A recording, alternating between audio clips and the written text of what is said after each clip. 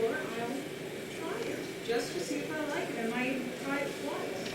If I really like it, I'll do it as a profession, which amuses the children. There's nothing they love better than a new person coming up to them and saying, "And what does your mom do?" I'm now. And they watch the kids' jaws kind of sag toward the door. I wanted to ask you, do you get any residuals for Dragonheart? No. Figures. If anyone who's seen Duncan and Mallory and then saw Dragonheart, I seriously doubt some parts of Dragonheart would not have been written the way they were if someone involved had not read Duncan and Mallory. Actually, we had a look at it, but Bob had a look at it and said it was coincidental. Oh, okay. It was his, his ruling, and I didn't get a chance to see the film.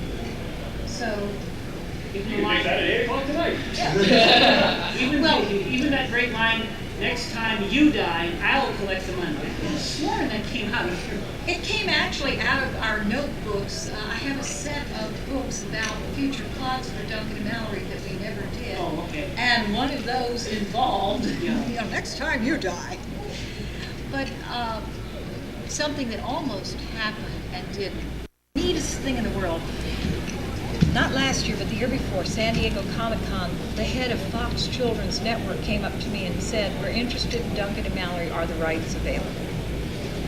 Well, we did contact, but nothing came through of it. Still, for 6 blithering minutes, I was on top of the universe. Of course, then I thought about it.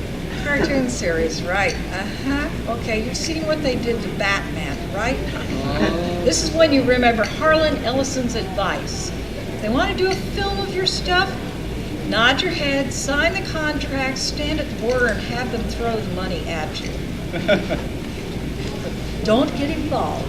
You don't use the heartbreak? That's right. You don't need to stress. Mr. Sawyer, I was Oh, for Pete's sakes, call me Rob. Okay. Mr. Robin. Rob, when you took your first novel that involved the dinosaur characters to get it published, did you have any trouble getting like readers to read it or ever look at it because the character was a dinosaur? Well, it's actually interesting because when I was working on that, I wrote that book without a contract. It was my second novel, Far Seer. I wrote it without a contract, and I told my agent about it as I was writing it. I said, I'm writing a parable about the equivalent of Galileo on an alien world. And that's all I never mentioned the dinosaurs at all. Never once. And I sent it in to him, and he read it, and he called me on a Sunday at home, which is very unusual for him to do that. You know, I'm sitting there, my wife answers the phone, and she goes, "Yes, may I tell him who's calling?" And he goes, "Oh my God." She goes, "Oh my God," and she goes running. Writers are thrilled when their agents call. My agent called, that's wow. So, and he said, "Rob, I love it, it's great, it's spectacular. There are dinosaurs in it." And I said, "Yeah, I didn't mention that."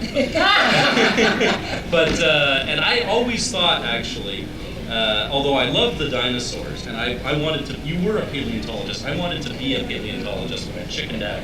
I loved the dinosaurs. I'll tell you in a second, actually, why I chickened out. I loved the dinosaurs, but I thought that it would, as exactly the suggestion you're making there, Mark, is that it would be a difficult sell. And it turned out that Ace, which is the publisher that did it, my original title for the book, the first book, was Face of God, and which is a fine title, I think. But Ace, the publisher that ended up buying it, had done a book the previous year by Brian Herbert, Frank Herbert's son, called The Race for God. And this will give you a sense of the in-depth market research that publishers are capable of. The book did not sell well, the Race for God. They had no idea why it did not sell well, which meant it might have been that Ace something God didn't sit well with the public, whatever it was. They didn't like that sound of that title. So Face of God had to be eliminated because it was too similar sounding to a book that had already failed. And so they said, we have the perfect title for it, Dinosaur Moon. And I said, what are you going to do? Show somebody dinosaur dropping his drawers on the cover? And they were very might sell. There are a lot of people around here. They were very chicks and chainmail. Yeah, they were very serious about that for an extended period, and I had to really fight. because although I like the dinosaur angle, I wanted the books to be taken seriously. I mean, they are adult novels, and whenever I do a signing, I'll have people who don't read SF will come along and say, "Oh, what?" The question you just asked, "Oh, what age group is this for?" That you were asking of Dr. Jane's music, and you know, you just want to strangle the person. It's an adult novel, you know. You can have a dinosaur on the cover and still be writing for adults. So I do want to answer Dr. Jane's question, which is why I did not become a paleontologist. I live in Canada. My interest was dinosaurs. And I thought all through public school I was planning to be a paleontologist. Junior high school, I took all the right courses. I applied to the various universities in Canada that do undergraduate degrees in paleontology, University of Toronto and so forth. And then I started looking to see what kind of job prospects.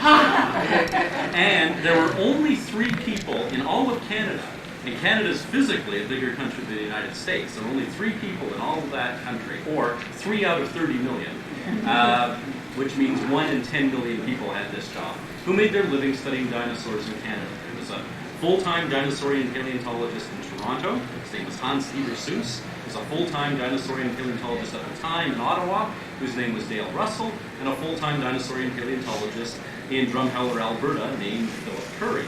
And all 3 of them, none of the 3 of them looked like they were going to want to give up their jobs.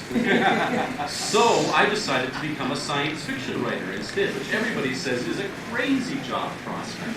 You know, who's going to become a science fiction writer? What kind of sensible decision is that? Is science fiction. Well, it is. So I think it is. I think it's a good But segue. But there were more people making their living writing SF in Canada than there were being paleontologists, so that's what I'm doing. Okay, now your field is what?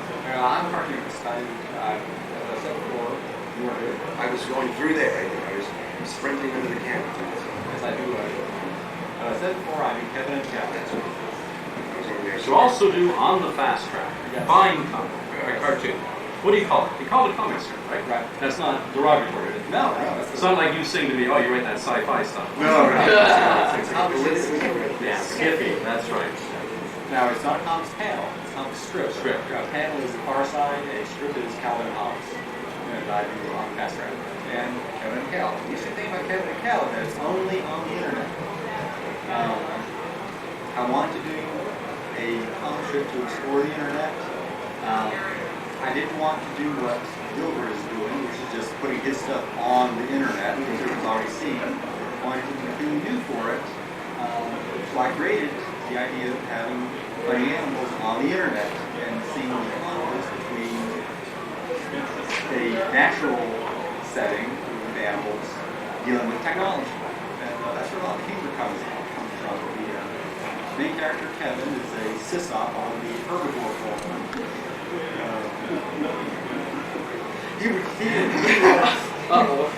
He works at home and takes care of the kids. His wife, Cal, is a wolf who has a job at Earth Incorporated.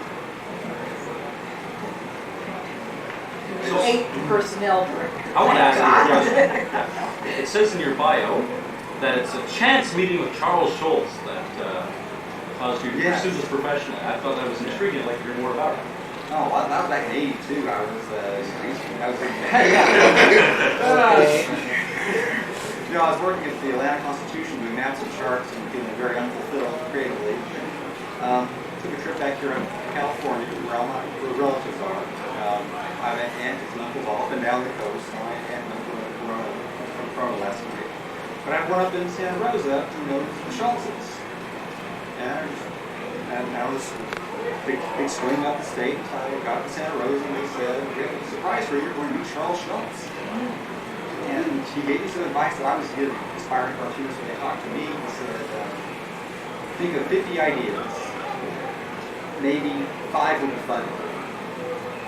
Throw out the 45 and build on the 5 that work. And think of 50 more, and then maybe 10 will be funny. And keep that process going until you keep honing your ideas. And darn, that didn't work for me.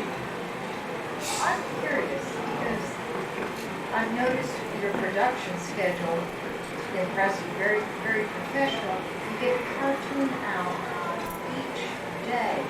How is it done? I mean, you're hand drawing and then scanning and it's handed over to someone. How is the process done in getting it in print? Oh, well, as for Kevin Kelly getting on the internet, very low tech. I do everything in Canada. And and I work with a partner who does all the technical stuff. His name is Doug Pratt. He lives up in Virginia. We had been having him tell for a year before we did that face to face. He runs the funnies forum on ConFURence. You know, we were talking via email, and then I phoned up doing a ConFURence for the internet. And it's a virtual business. When two partners can create a business where they don't even meet. He does all the technical things, all the scanning stuff, uploading to our clients. We sell to about 50 clients' websites and ConFURence forums. We post the strip daily, so they can have content, which is pretty on that right now. We charge them a flat fee of $5 a week, which is very reasonable. They get content, we get paid, the audience gets to view the scripts for free. Everyone's happy. And it's a daily? Every 5 times a week. Wow. That's what impressed me, is that it's out there and it's out there on time. It's very consistent. Yes. Because on the net, it's very easy to let things strip, Yes. a real job or something like this, and I know from experience that it can take up to 8 hours to draw one 3-panel strip. Well, I got it down to about 30 minutes. Really? Yeah, now that doesn't include writing. The writing is what takes the time, but as far as the drawing, I basically use vellum over my pencil roughs and just trace the sucker out. That's amazing. Jack Ham is the only other cartoonist I know that's about that fast. You know, he does a lot of Sports Illustrated material, and he will do roughs, full ink wash roughs, in about 30 minutes of a single panel, and it's almost that fast. His ink roughs are almost good enough to publish. I've seen that. That's a lot of drawing. It is, but I couldn't do it if I didn't love it, so unfortunately. All right, what do you think, let's start with Mellow, work our way down. What do you think is your next step? What is your next goal? What are your next steps? Actually, the next thing I want to do is write a symphony. Because I can. And I've never done it before. So I'm going to start, after the kids get out, I will start taking some college courses. I'll go get a degree and write a symphony. I've already written a play. That was one of my goals. And I'll continue to do that. Next thing is write a symphony. Wow, what a great thing to do. Well, I haven't done it before. I must say one of my great aspirations, which I will never pursue, but you remind me of it. I'm a body worker, massage therapist, I'm a paleontologist. And I've always fantasized being a massage therapist for a symphony orchestra. Violins, harps, trumpets, flutes. Those people must be really screwed up. What kind of wrestling injuries and orchestras? Do they all use the same muscles? I work on guitar players and drummers and yes, they do. You should talk to Thoth. There is Fiddler's Neck. There's flute player's chin. Yeah, I'm not actually going to do that because now I think I'm probably too old and screwed up to do it. When I was younger, I fantasized that would be good. But this is all these things so that they had these occupational hazards. You never hear of it, really. The things you never heard of when we were kids. You know, there was no family violence. There was no sexual abuse. There was no repetitive strain injury. Of course there was. We just didn't get into it yet. And now we're looking at these things in such detail that we take on a dimension that perhaps, like repetitive strain injury, isn't what people think it is. It's not useless, but sure. But I'll talk about that sometime. But anyway, the next thing I want to do is get enough time away from my bodywork practice to actually work on music. It has consumed my body. So I need to get some more balance here, and I need to step back, sit down at my synthesizer, and make a joyful noise unto the neighborhood.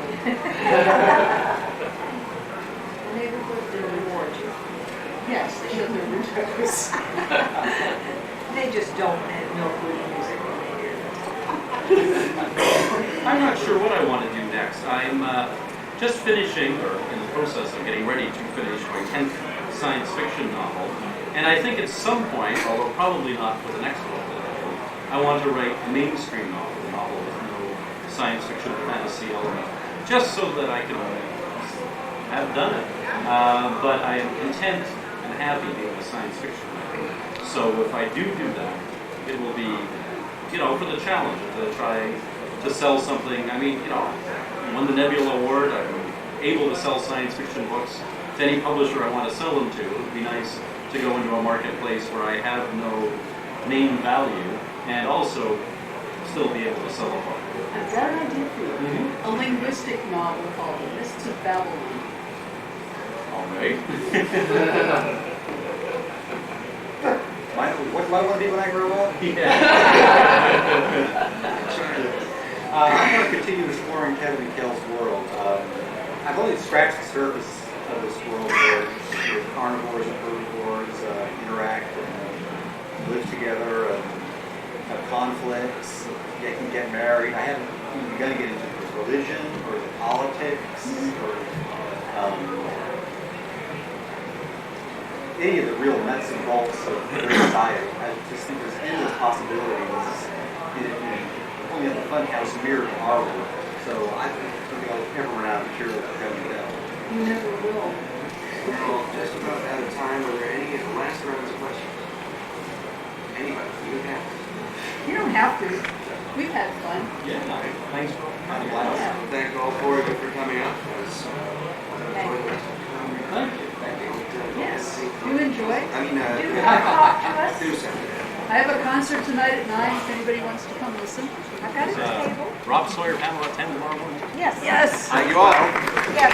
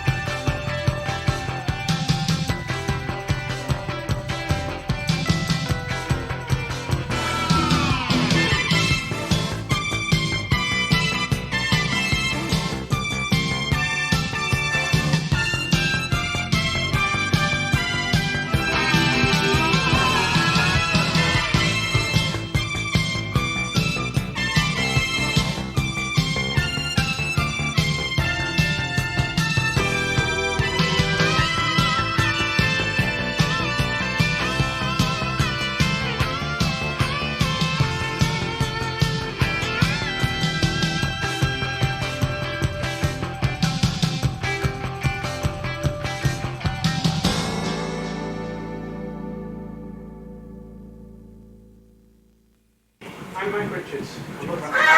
Yes, hello. We learned about here. I'm not from round these parts. This is dedicated to the super genius. The tune originally was Blue Flame, you might know it better as World Warrior. Now my dinner's legs are notoriously fast and I chase after him all day long.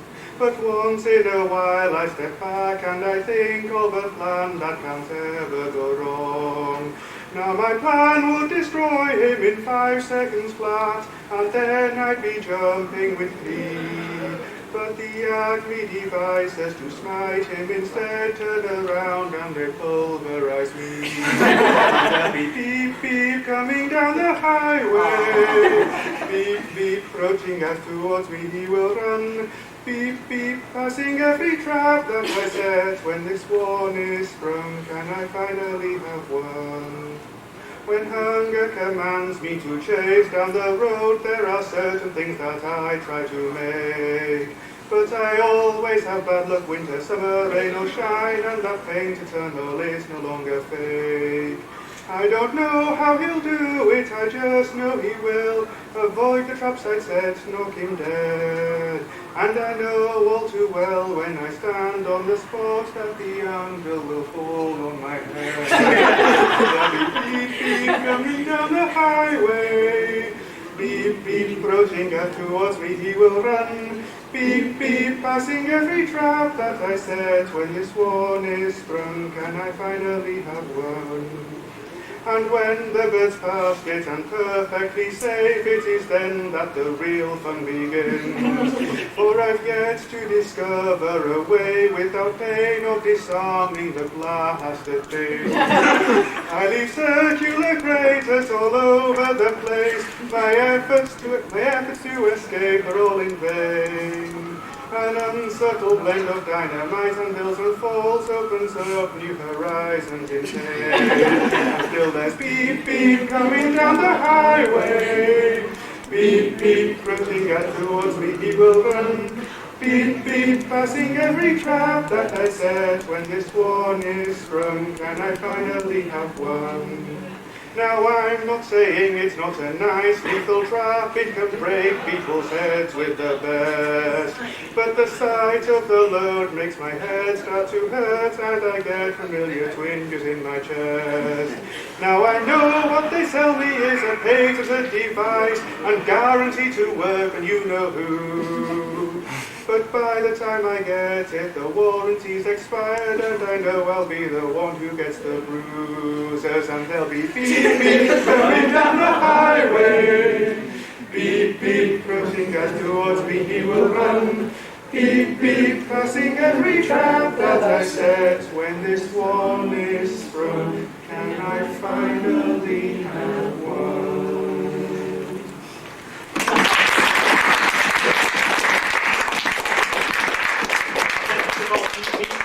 This song is based on a couple of stories that I'm scheduled to have printed in August Buttress's magazine tomorrow, Speculative Fiction, this summer. Available online, www.tomorrowsf.com. About a little rat who is found wandering in the woods and is taken in and adopted by one of the mouse clans in the little town of Ottersgate. And so he's brought up by the mice, but he's a rat. They don't like him, and only one of the mice takes him under his wing. His adopted sister Kylie, and this is their coming out party. All the little mouse children at that most mouse-like of social institutions, the Cotillion. So the song is called Cotillion.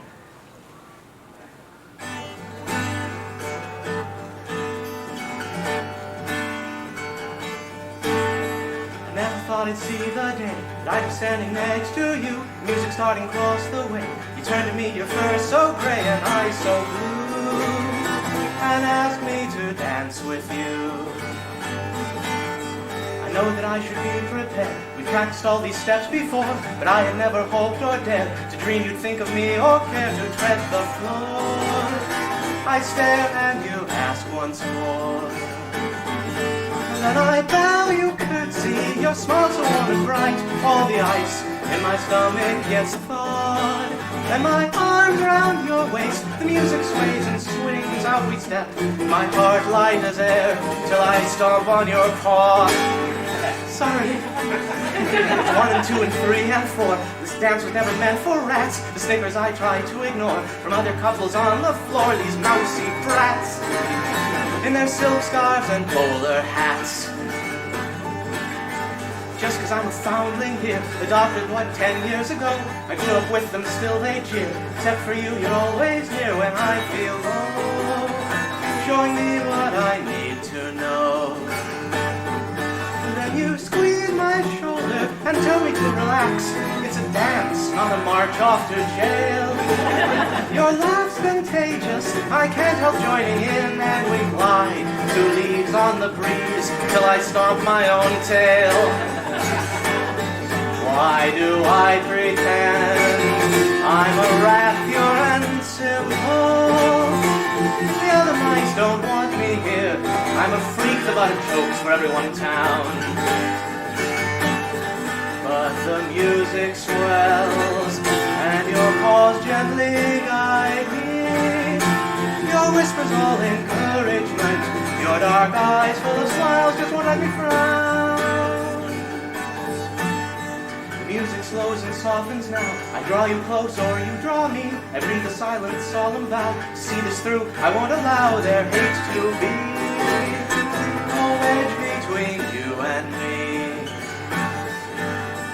And if they ever push me out with all their little snips and sneers, no matter what I say or shout, it's not at you, and have no doubt I'll still be near.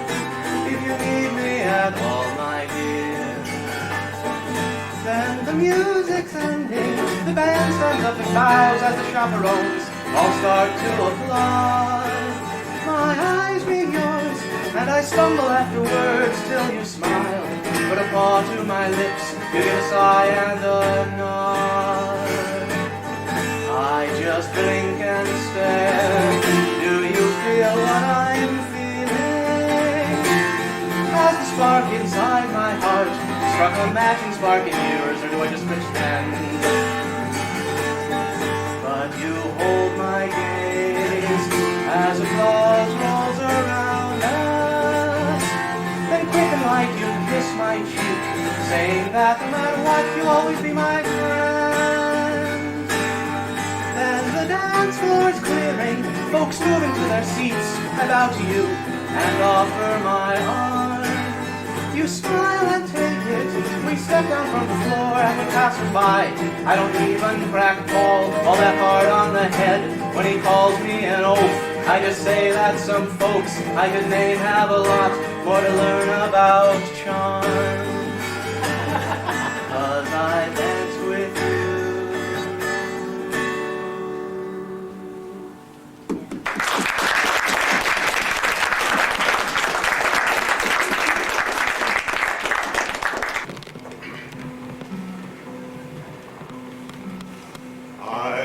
Scales that glitter in the sunlight, but I stay in my cave and guard my precious hoard. Loot, loot, loot, loot, here and there and under me, I must keep all of my hoard. Sacks of coins of silver, gold, and platinum, merchants never come to sell me anything. Loot, loot, loot, loot, here and there and under me, I must keep all of my hoard. Arm rings, bracelets, crowns, and pendant necklaces, none of them comes even close to fitting me. Loot, loot, loot, loot, here and there and under me, I must keep all of my hoard. Golden harps, strings break when I'm clawing them. A cappella has to be the way I sing. Loot, loot, loot, loot, here and there and under me, I must keep all of my hoard. Rubies, opals, sapphires, and amethysts grind to shards and powder as I crawl on them.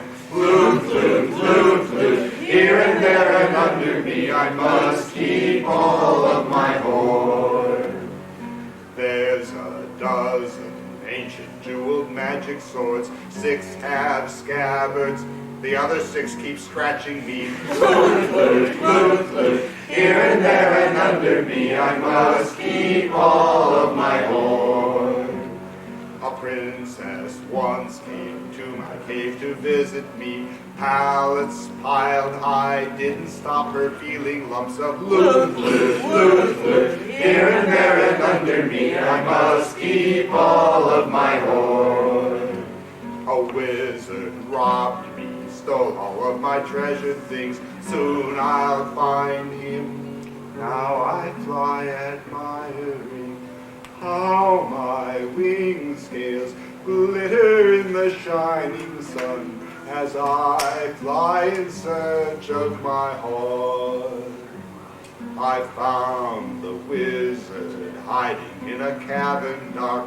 He turned into another dragon just like me. Flute, flute, flute, flute, here and there and under him. I made him a gift of my hoard. Freedom, sunlight, rainbows are much fairer jewels than those I had. Those I had, than those I had in my heart.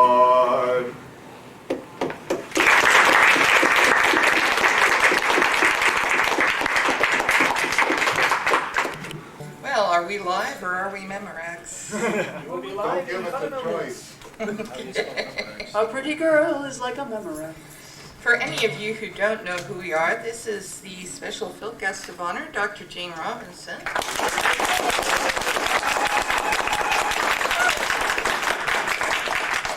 And I'm her charming and talented assistant nudge, Cynthia McQuillan. Here they are. Who has written about 1,000 songs, you know? Yeah, but only about 250 of them have been recorded.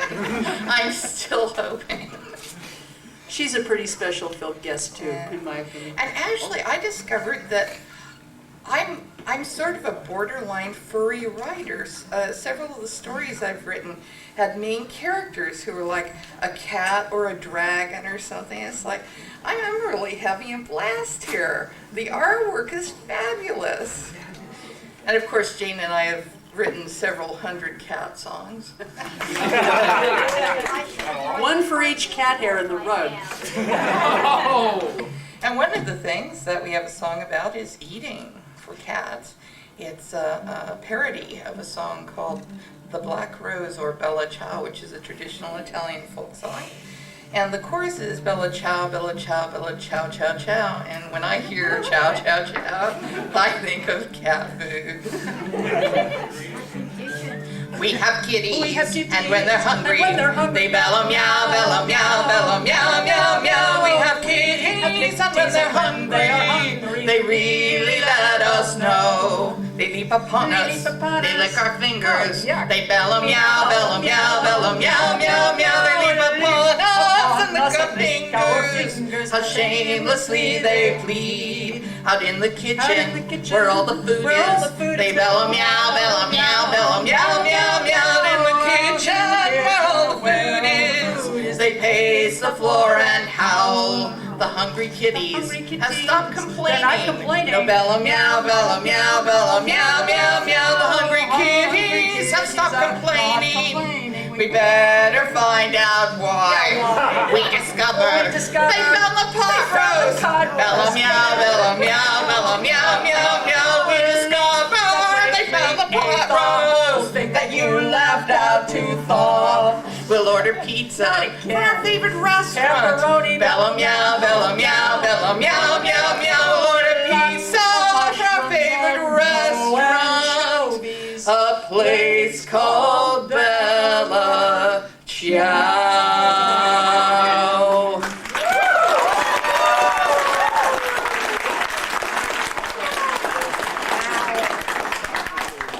So much a furry as a scaly. Yeah! Right. More specifically, fossiliferous scaly. Right, paleontologists work for scale.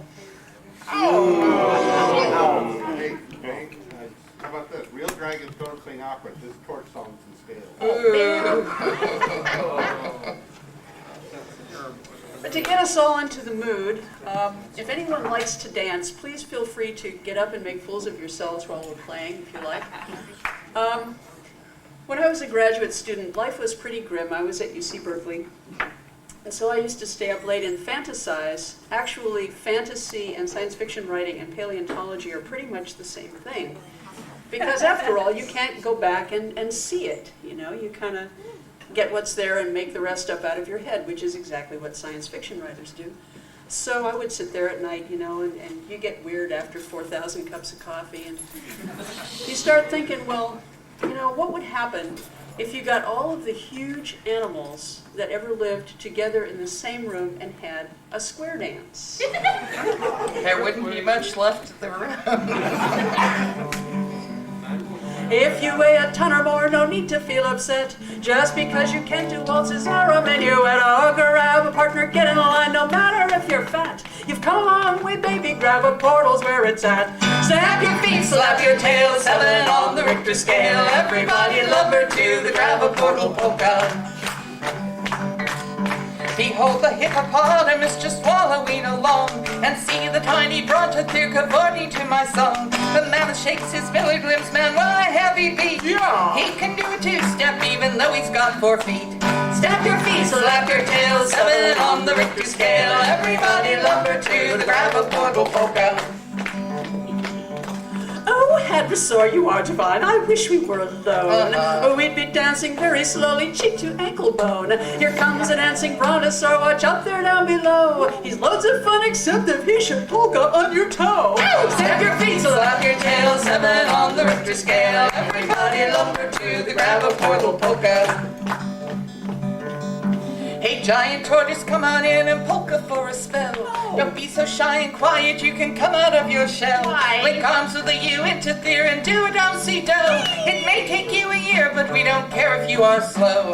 Snap your feet, slap your tail, 7 on the Richter scale. Everybody lumber to the Gravaportal Polka. We hear you singing, sing louder. Well, adipose is beautiful and size is all that counts. If you don't know what I mean, just watch that brontops bounce. Can you feel the good vibrations coursing through the ground? Every time Tyrannosaurus puts that big foot down. Snap your feet, slap your tail, 7 on the Richter scale. Everybody lumber to the Gravaportal Polka. Snap your feet, slap your tail, 7 on the Richter scale. Everybody lumber to the Gravaportal Polka. Ow! Hey!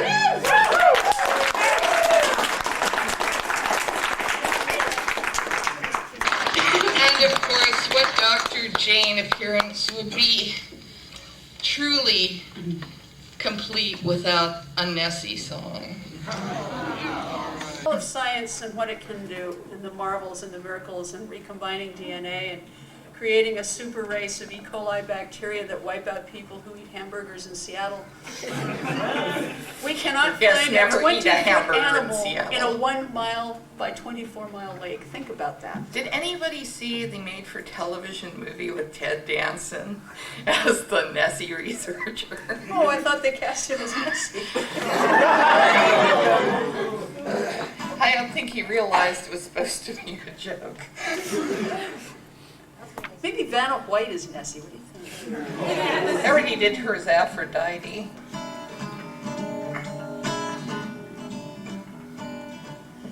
We scientists are thorough. We will ferret, probe, and burrow into anything we do not comprehend. That's a lot. We are clever and resourceful. If we have to, we get forceful. There's no limit to the money that we'll spend. 24 miles by 1 short mile and 100 fathoms steep. Jagged rock at the bottom of the luck and the water stick with me. The monster shy and shuns the sky, and that's why we must confess. We can't find the creature in Loch Ness.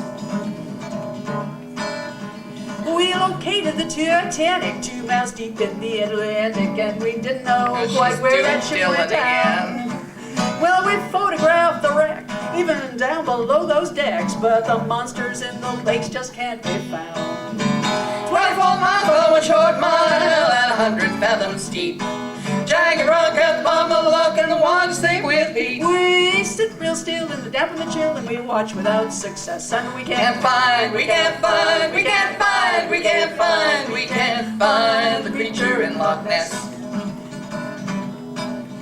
We have sent a craft to Mars, we have looked beyond the stars, and a billion light years don't stand in our way. We've sent rockets out to Saturn and described its weather pattern, but we still can't find that beast in Loch Ness. 24 miles by 1 short mile and 100 fathoms deep. Jagged rock at the bottom of the loch and the water's thick with peat. We scan the deeps with sonar beams, but our soundings will attest. Beep. We can't find, we can't find, we can't find, we can't find, we can't find the creature in Loch Ness. We have studied the Earth's core, we have mapped the ocean floor, we can plant precise electrodes in your brain. We can find a single virus, splitting atoms doesn't tire us, but we still can't find that beast in Lake Champlain. 24 miles by 1 short mile and 100 fathoms deep. Jagged rock at the bottom of the loch and the water's thick with peat. We sent out bait and our cameras wait, but to our immense distress, we can't find, we can't find, we can't find, we can't find, we can't find the creature in Loch Ness. We have set out traps to catch her and sent dolphins down to fetch her, and a million tourists watch from shore and ship. But we still are left embarrassed, for this creature can't be harassed. She just glides away and gives us all the slip. 24 miles by 1 short mile and 100 fathoms deep. Jagged rock at the bottom of the loch and the water's thick with peat. Ambitious dreams of our research teams are touted by the press, but we can't find, we can't find, we can't find, we can't find, we can't find the creature in Loch Ness. It's a matter now of pride. We are after Nessie's hide, and she can't escape technology for long. Just as soon as we detect her, we will study and dissect her, but till then we watch and wait and sing our song. 24 miles by 1 short mile and 100 fathoms deep.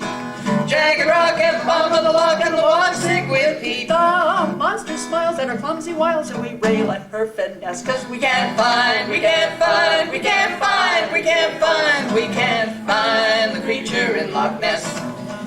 We can't find, we can't find, we can't find, we can't find, we can't find the creature in Loch Ness. Beep. Beep. Beep.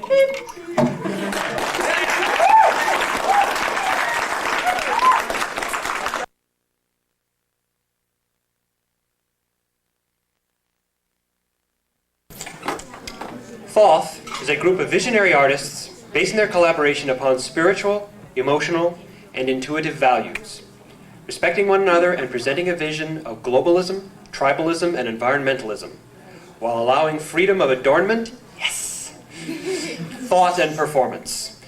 An island of light floating upon a world often quite dark, exploring a synthesis of music, ritual, dance, and theater, radical but ultimately emanating from the most timeless spiritual and human realities. Ladies, gentlemen, and the rest of you, Thoth.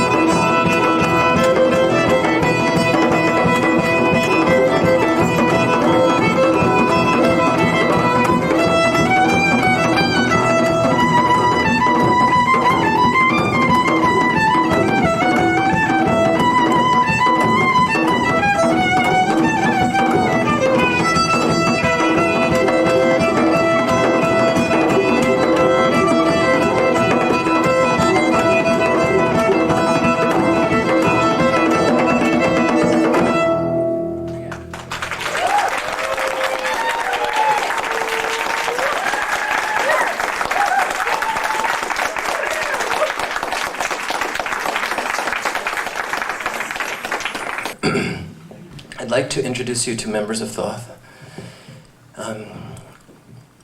On basses, Scott Kunga-Drenksen.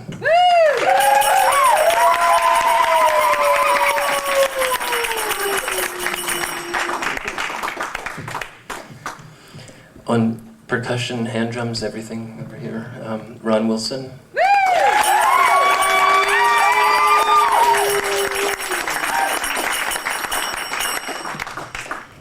Our manager, Ray Knight, is over at this table. He deserves an applause. That thing that she was waving in the air was not a flag, it was a CD. And she has them over there. And my name is Stefan Kaufman, and thank you very much.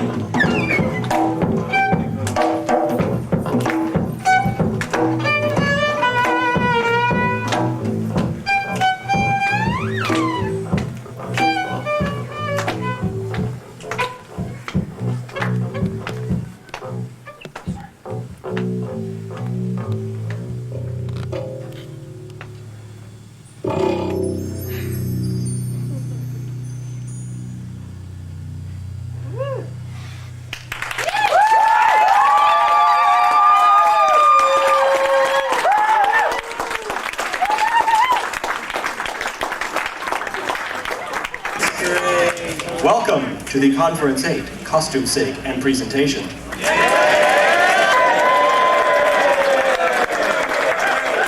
Thank you, that's better than Lost Song got. Costume number 1. Hit it.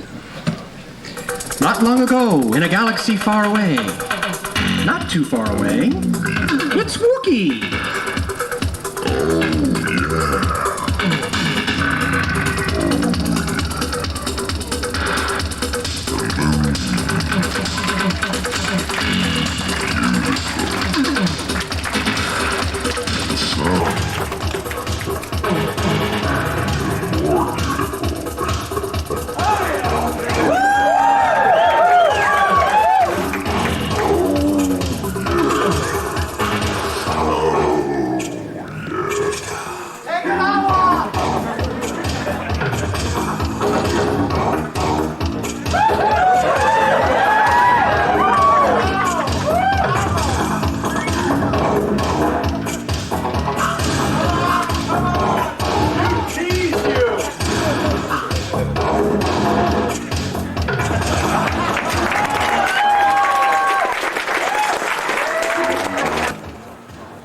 Wookiee, designed and built by Paul Simon. Costume number 2, Sir Carl.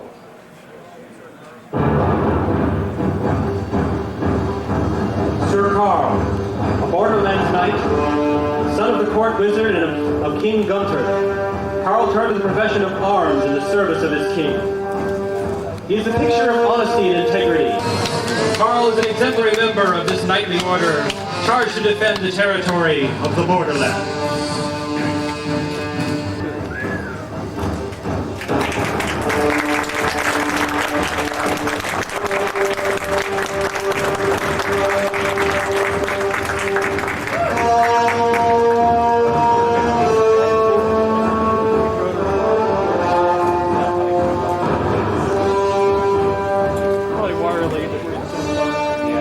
I've been asked to announce, this costume uses video vision and animatronic computers. Fully detailed plans have been released on the World Wide Web. Costume designed and worn by Kevin Kelm. Costume number 3, is postponed. Costume number 4, Robin Hood.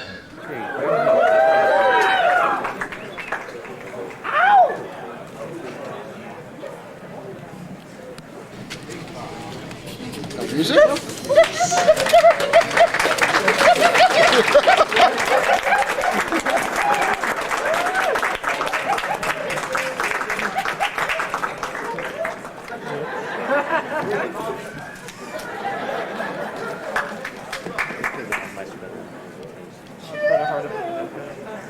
Robin Hood, designed and built by Skylanders and worn by Mike Wallace.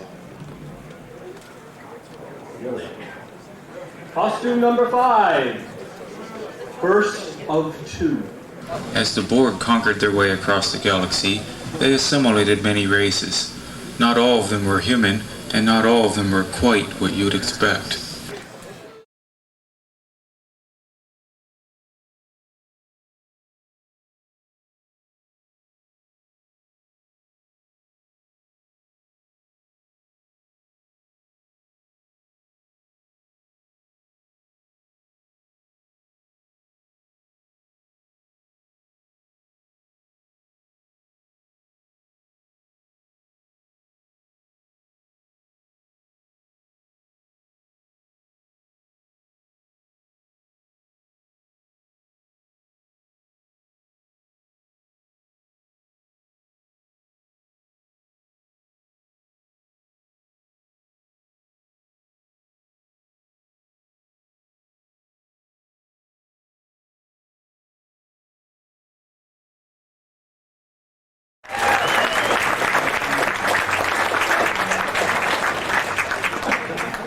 There are reasons why I love this job. First of Two, designed and built by Ron Orr. The costume sources are Michael Westmore, Robert Black, and Tora Learfox. Costume number 5, Chithar.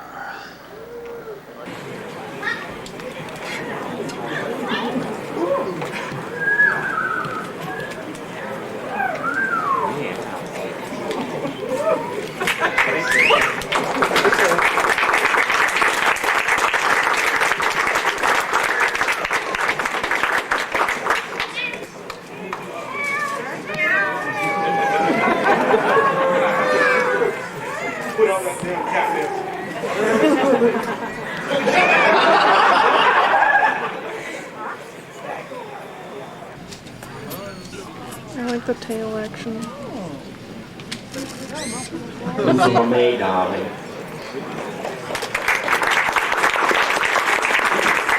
Sci-Fi, designed, built, and worn by Matthew Munch. Costume number 7, Tiger Lily.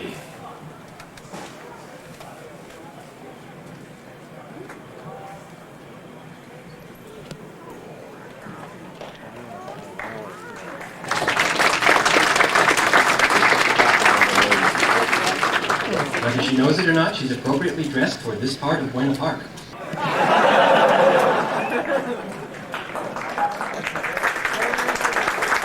Tiger Lily, designed and worn by Laura Connolly.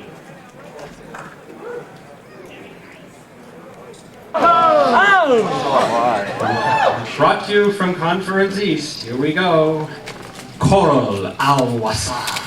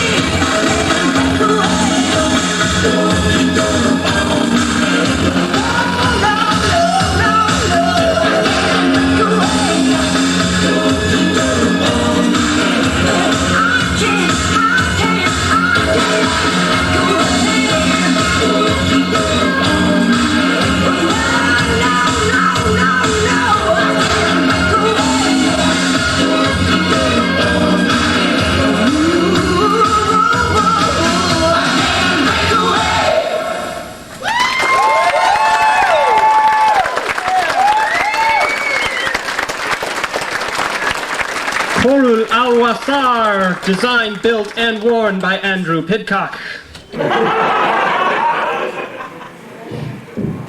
Costume number 9.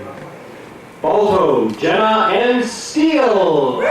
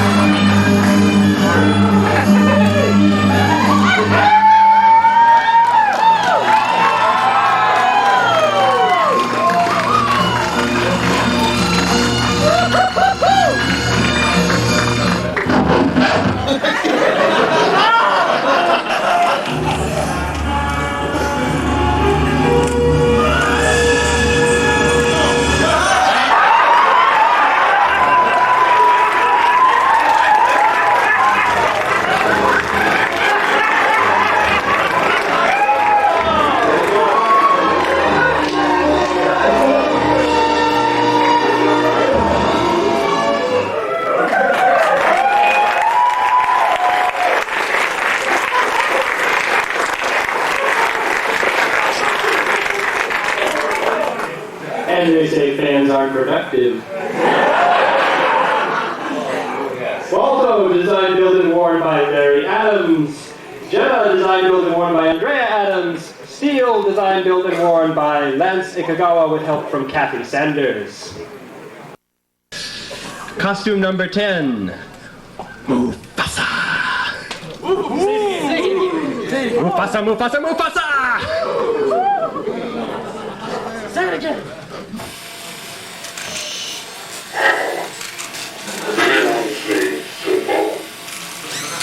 You're seeing Simba? I'm gonna break his ass.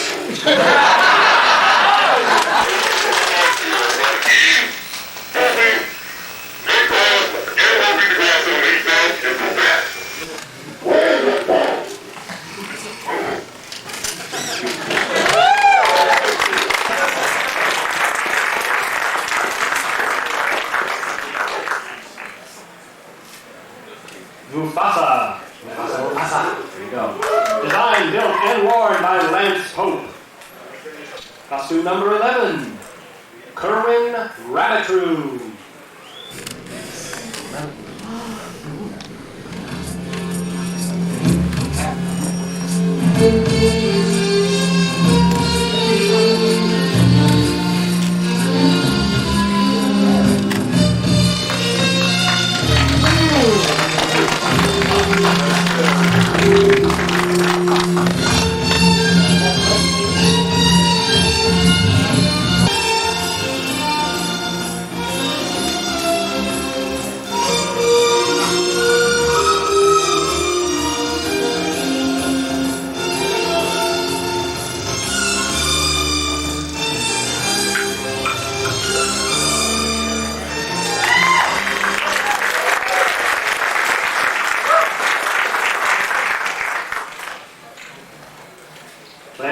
Kerwin Rabbitru, designed and built by Lynx Meerkat and worn by Tom Kravitz.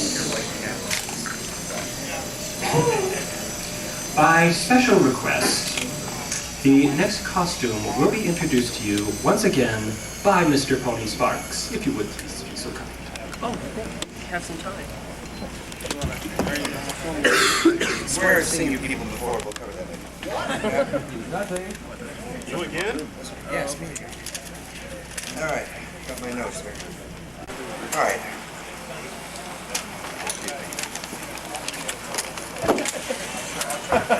For your consideration, for ConFURence 8 favorite costume is Yippee Coyote.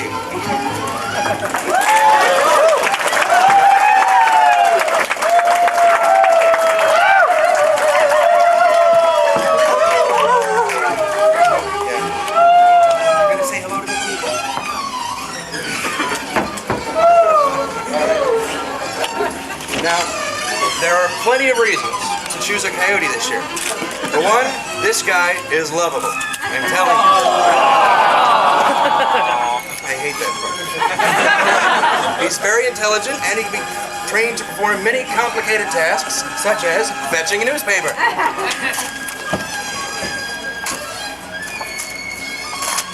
No, fetching, not going on. All right. Did I mention he's lovable? Yes.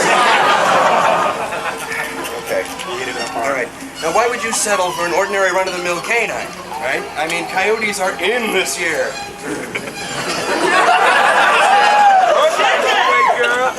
And he's also lovable. Very good. Oh God, I got coyote spit on me now. Okay, we got a little note here. Thank you. As an added incentive, if you vote for him, he's offered free drugs in the lobby.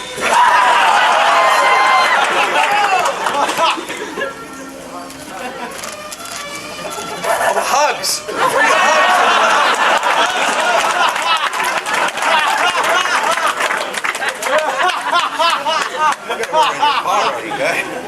Okay, so when it comes time to vote for your favorite costume, just remember, Yippee Coyote. Yippee, I'm sorry, Yippee.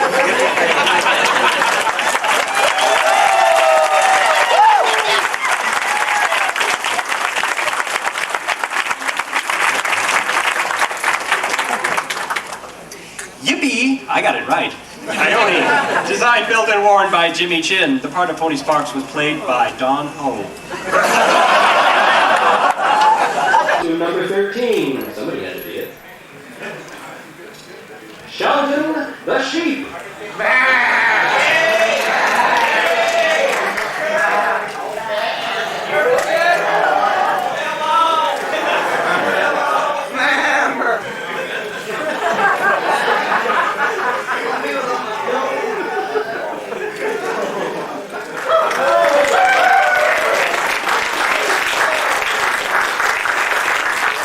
Sheldon Sheep, designed and built by Marshall Woods, aka Cinder. Costume number 14, Max.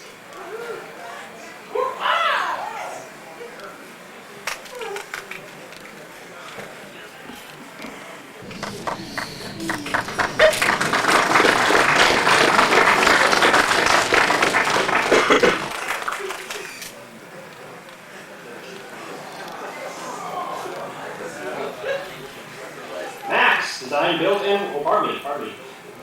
designed and built by Tessa Thornberry and worn by Drew. Costume number 15.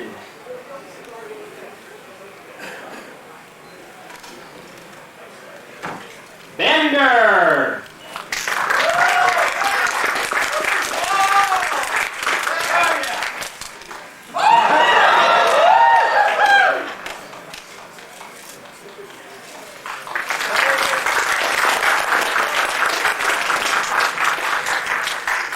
Bender, designed and built by Marilyn S. and worn by Bender, I should hope so. Costume number 16, direct to you from Furry Mock, here comes Kerchie!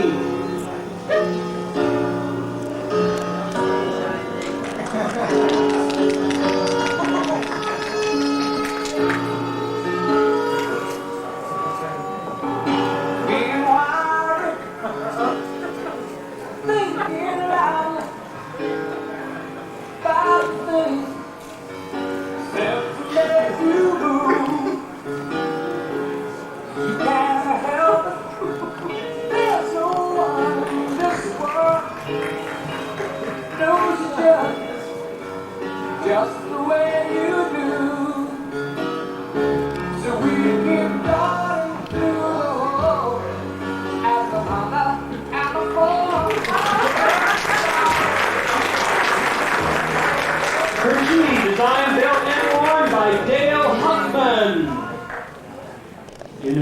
funny this year.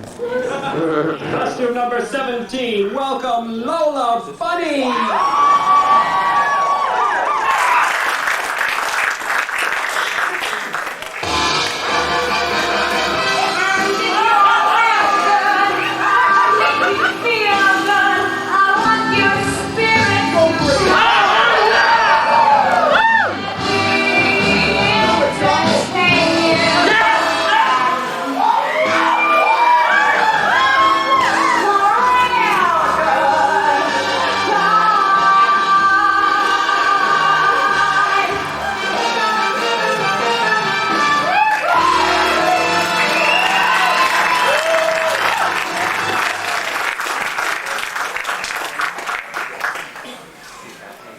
Lola Bunny. Design built and worn by Sean Keller. Costume number 18, Miscellany.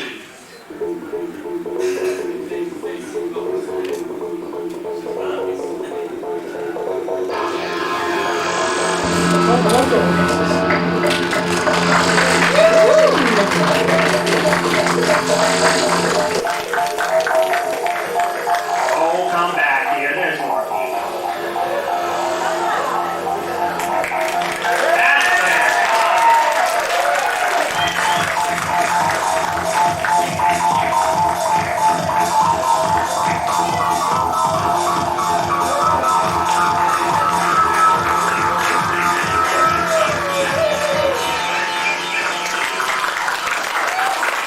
Miscellany, designed, built, and worn by Tessa Thornberry.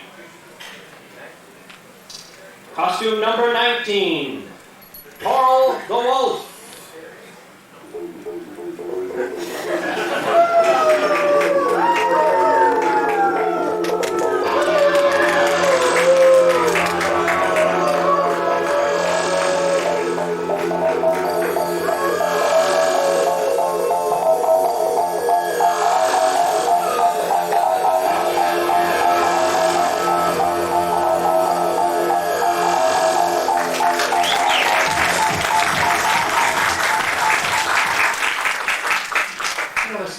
Presentation from some returning friends now, plus some extra new help.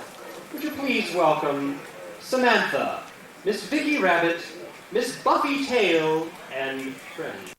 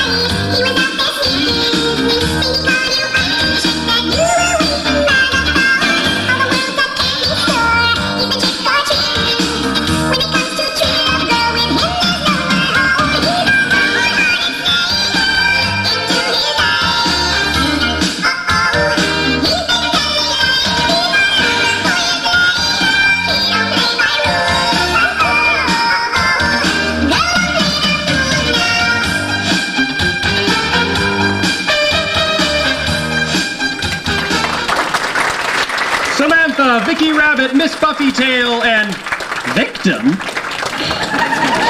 Designed, built, and worn by, in order, Robert King, Porstapa, RKO Lynx, and Furlup. With help from some experts all around furry fandom. Number 21. Costume number 21. You've seen them on Furry Month. Now, here's the hottest couple going for a rare photo opportunity. Please welcome Linz and Jay!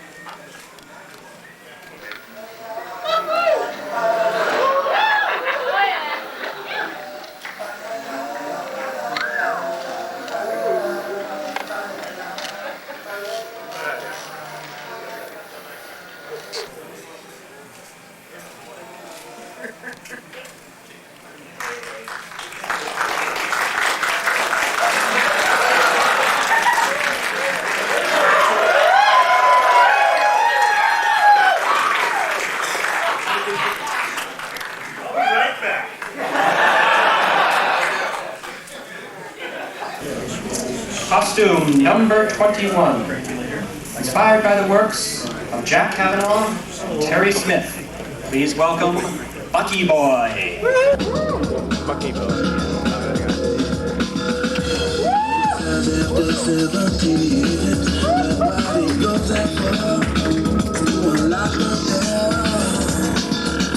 Goes around and criticizes.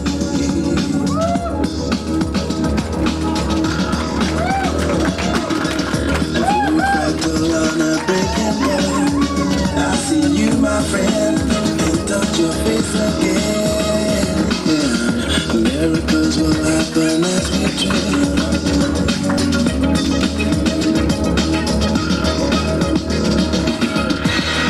We're never gonna survive. We have a little crazy. We're never gonna survive.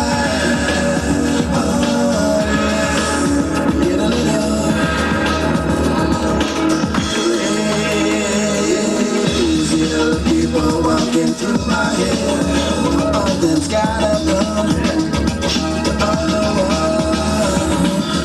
Yet together they were friends at school.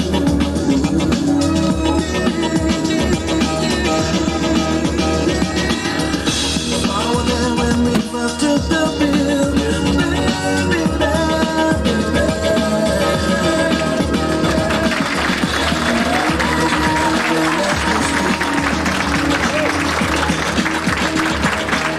Bucky Boy, designed, built, and worn by Paul Simon.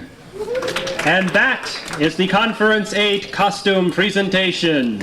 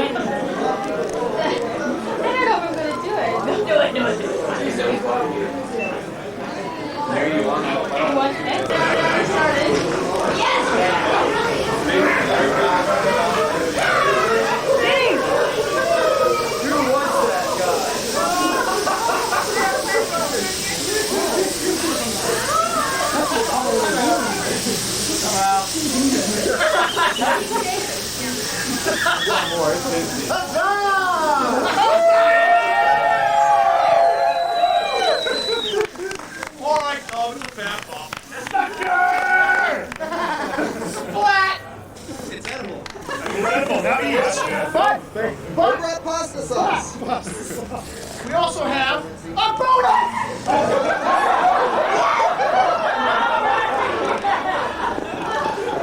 I like it.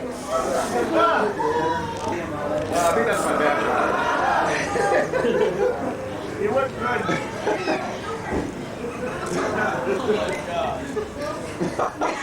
I'll be glad it comes off really easy. Oh my goodness.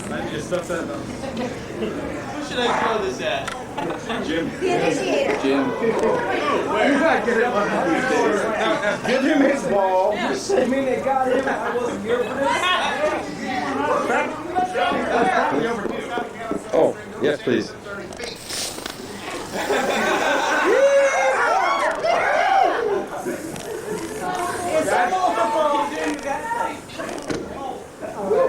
Yeah, Kare, that'd be great.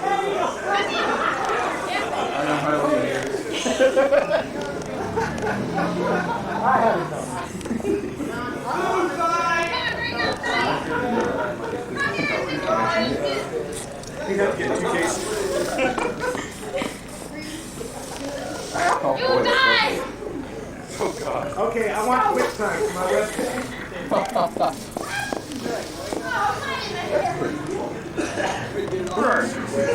Straight out the back, that's the restaurant. Yeah, is that where it is? It's your love child! Second. Will you take responsibility?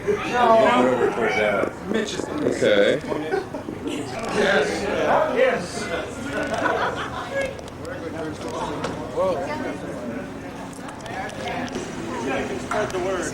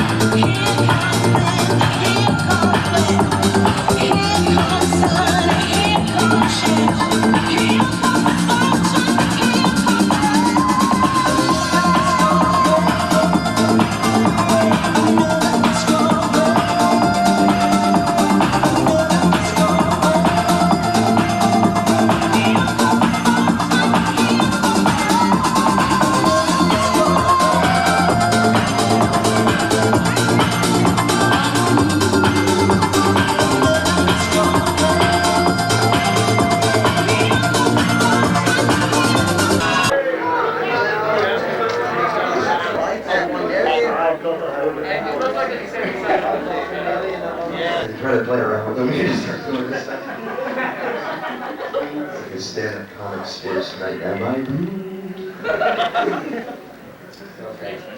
All right, ladies and gentlemen, and anything that may be in between. Thank you all for coming out to. What is it? So you have 8 now? Oh my God. So you have 8 pet auctions. For those of you who don't know me, I'm irrelevant.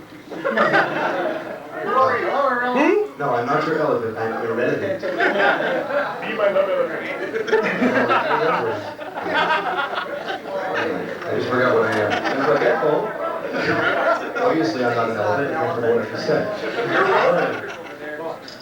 Okay. Come on, good, strut. We have a white werewolf. He goes for 2 hours. One detail is he's an artist. He didn't keep the sketches. He will draw for you. If any of you are too cheap to pay somebody $40 to get a good sketch of your character, this is you can probably get it cheaper.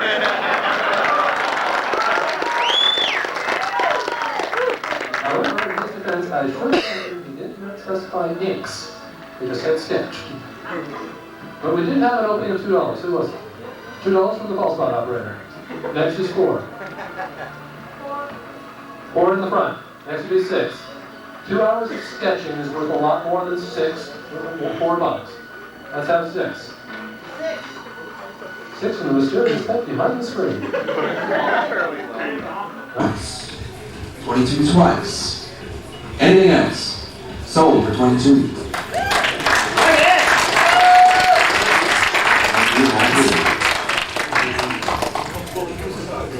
Drew.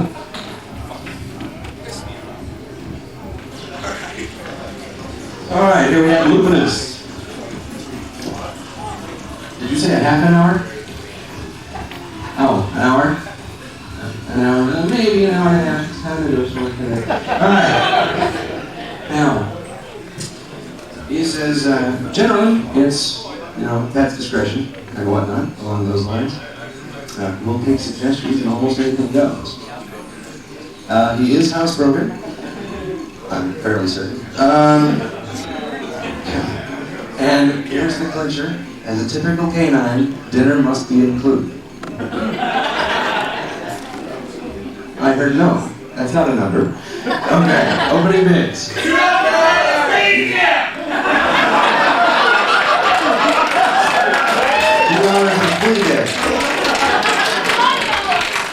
How much? 5 and a flea dip? No, just 5. All right, 5. 10. 10 once. 15. Get that tail!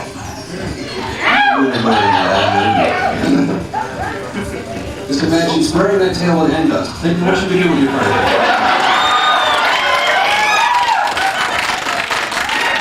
That's what we had is 10.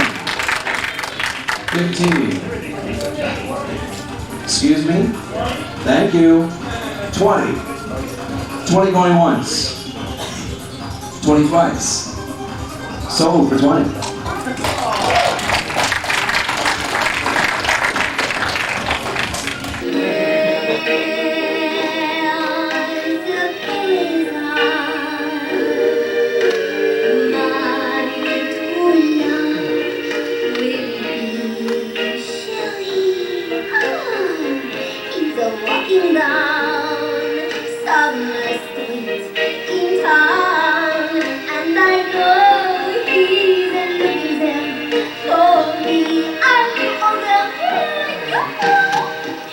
First item is Trendane's microphone. Be careful, there's a story behind this. The artist is Brian and Annette Miller. The medium is wood, foam, and vibrator. The story of Trendane's microphone. At ConFURence 6, Trendane served as the master of ceremonies during the CABERET Fur La Dance. At one point during the evening, as he entertained the crowd between acts, he made a joke involving a vibrator, with predictable results. Furries being what they are, it quickly became a running gag. Every time Trendane paused in the middle of a sentence or asked a rhetorical question during his little spiels, the audience always supplied the answer, vibrators. Very good, we know what we're doing. A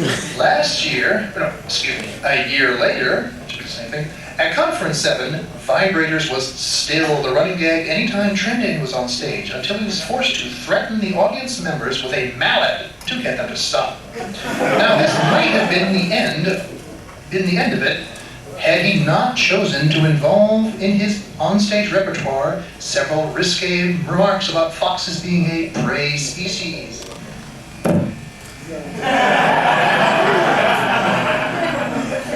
Sound effects.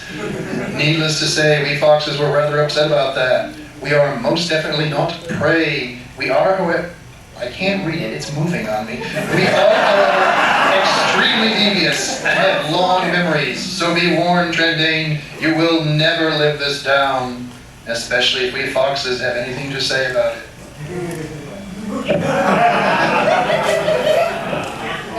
And now the visual presentation. This, by the way, is an audio-visual. Batteries are included. It's interactive. It's audio. It's visual. I think they got that one. The minimum bid was $1. The last bid was $5 for number 244. $5 was the last bid. Do I hear 6? And one take. $20, looking for 25. Is Trendane here? No, he's not. But we're going to embarrass him with a tape. $20. $20. Going once. $20. Going twice. $20. Third and final time. Sold. $20. Who bought it? To bidder number 35. 35. I shall purchase it tomorrow, sir. Kindly use it at the cabaret this evening.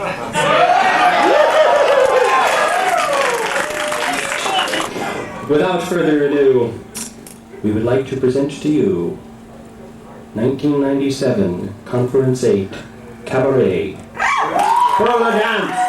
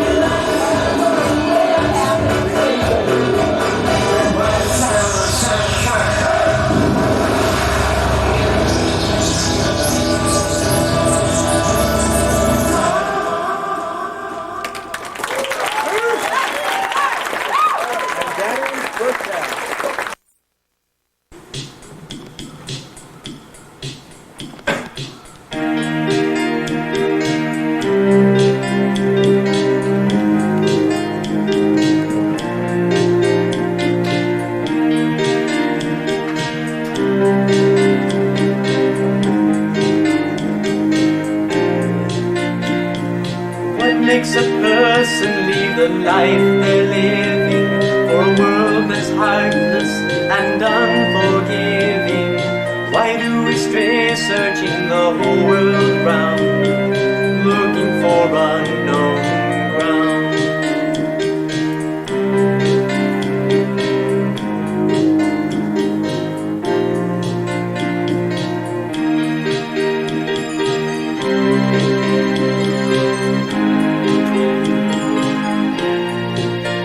Now faith is the fire that burns in all our souls. It is what keeps us fighting, it makes us whole. But faith can't rely on what's been known and found, so it searches for unknown ground. Unknown grounds, taking a chance, hoping for a little adventure, a little romance. The key to each secret may be lost or found when you're searching in unknown grounds.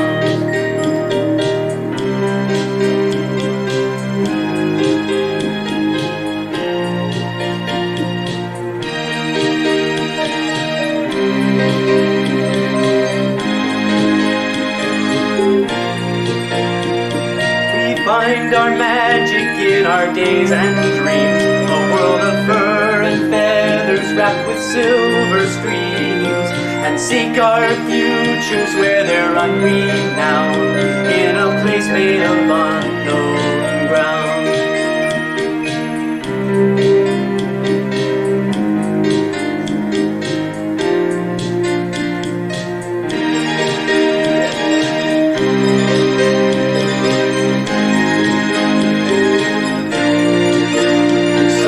Follow the feeling that wants to explore, to hear the ocean beating on an unseen shore. Don't spend your lifetime where it's safe and sound. You must search for the unknown ground. Unknown grounds, taking a chance, hoping for a little adventure, for a little romance. The key to each secret may be lost or found when you're searching in unknown ground.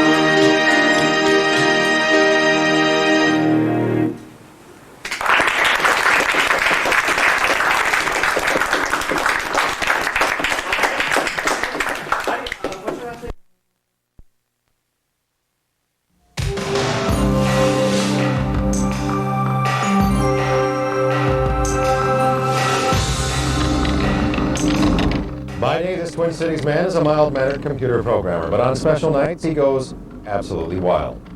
See if you can guess which creature he becomes. In tonight's extra, the growing subculture of people who call themselves furries.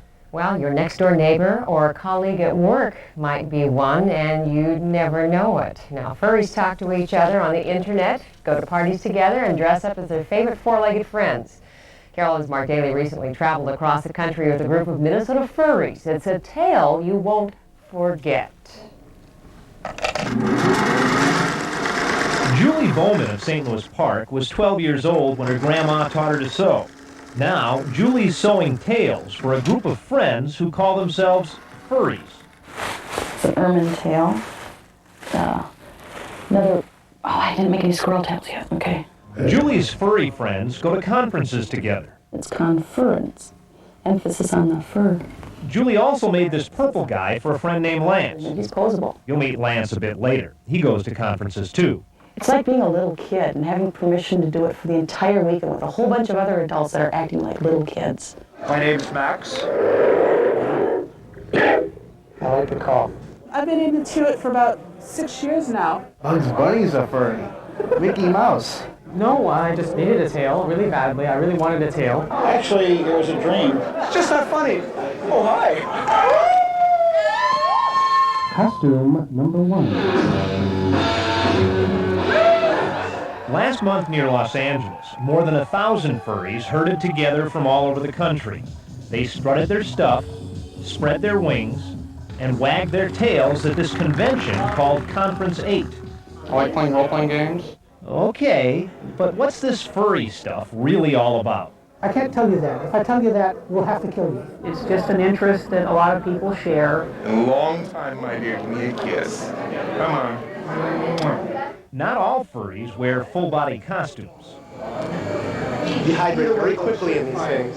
But it is fun to just cut loose once in a while, go wild, put on stripes, and just be a total zebra in the crowd. When he's not just a zebra in a crowd, Linz is an electronics technician. There are a lot more furry folks or furry fans than you might expect. Tiger Wolf is a retired Air Force officer who talks to other furries on the internet.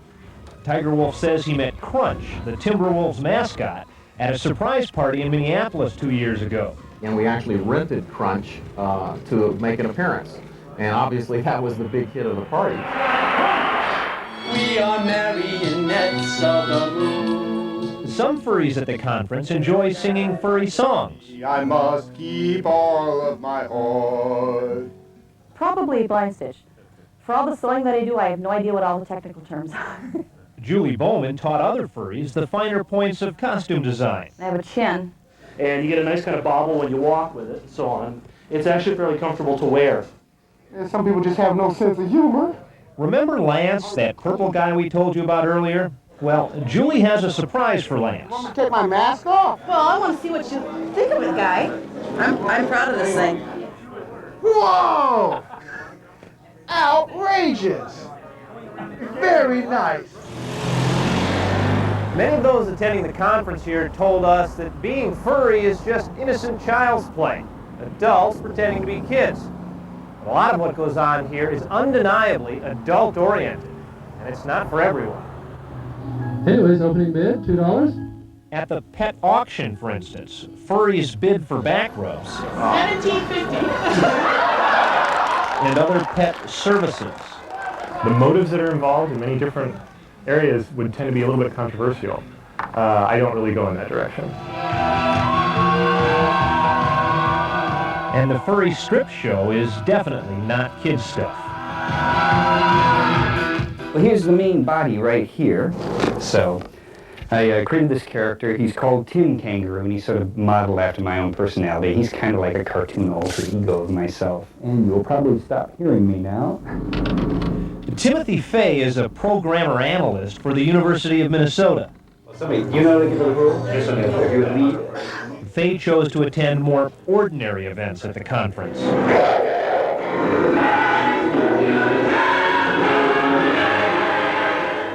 Events like a poolside time warp dance, sort of a furry horror picture show. They're weird. They're weird. And then a little furry hokey pokey. You do the hokey pokey and you turn yourself around. This is the strangest thing you've ever seen. The strangest thing I've ever seen here. I know, it's very weird. Well, it's not for everyone. But at least they don't shed. Mark Daly, KARE 11 News.